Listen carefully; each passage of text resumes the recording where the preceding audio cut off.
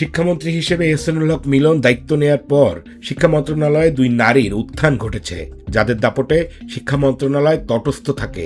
তাদের এই প্রভাববাজির খবর একরকম ওপেন সিক্রেট। তাদের এই দাপটের নেপথ্যে মন্ত্রী এহসানুল হক মিলনের সাথে তাদের ব্যক্তিগত সম্পর্ক, যে সম্পর্কের জন্ম মিলন মন্ত্রী হওয়ার পর। এই দুই নারীর নাম সাভিয়া ও মিথিলা। এরা দৈনিক শিক্ষা.com নামে একটি গণমাধ্যমে কাজ করেন, তবে তাদের প্রধান কাজ সচিবালয়ে শিক্ষা মন্ত্রণালয়ে সারাদিন বসে থাকা। শিক্ষামন্ত্রী যেখানে যান সেখানে তারাও যান। মন্ত্রী ঢাকার বাইরে গেলে এই দুইজন একই সাথে মন্ত্রীর গাড়িতে চড়েই যান।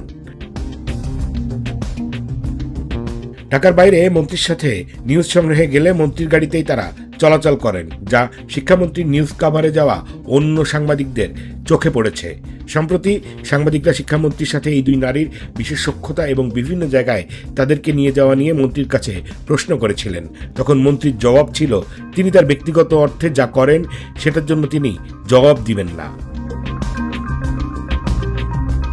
শিক্ষাবিদে যারা সাংবাদিকতা করেন তাদের দাবি, এই দুই নারী এর আগে এই অনলাইন পোর্টাল ছাড়া কোনো পরিচিত গণমাধ্যমে কাজ করেননি।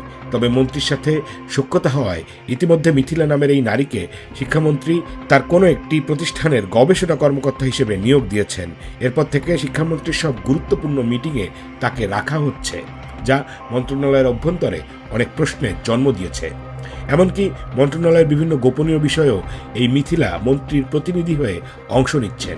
স্ক্রিনে আপনারা যে ভিডিওটি দেখছেন সেটাও মন্ত্রণালয় থেকে আমাদেরকে পাঠানো হয়েছে।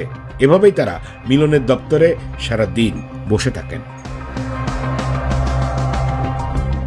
অভিযোগ উঠেছে মন্ত্রীর সাথে এই দুই নারী ঘনিষ্ঠ সম্পর্ক কাজে লাগিয়ে নানা ধরনের তদবির এবং বদলি বাণিজ্যে জড়িত।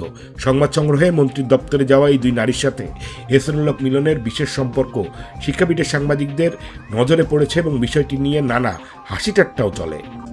গত এপ্রিলে বরিশাল যান এহসানুল হক মিলন। সে সময় মিথিলা নামের এই নারীর সাথে তার ঘনিষ্ঠতার বিষয়টি একাধিক সাংবাদিক এবং একটি গোয়েন্দা সংস্থার নজরে পড়ে। পরবর্তীতে সেগুনবাগিচা কেন্দ্রিক ওই গোয়েন্দা সংস্থা মন্ত্রীর সাথে মিথিলা এবং সাবিয়ার ঘনিষ্ঠতার ব্যাপারে প্রধানমন্ত্রীর দপ্তরে রিপোর্ট দিয়েছে বলে জানিয়েছে সমর্থিত গোয়েন্দা সূত্র। মিথিলার সাথে তার ঘনিষ্ঠতা বেশি বলেও জানিয়েছে সূত্রটি।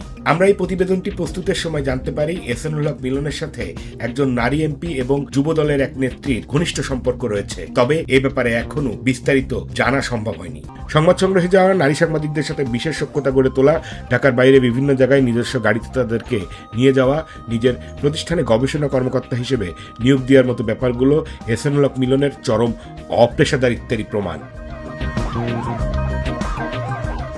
জাওয়াদ নির্ঝর, লন্ডন, যুক্তরাজ্য।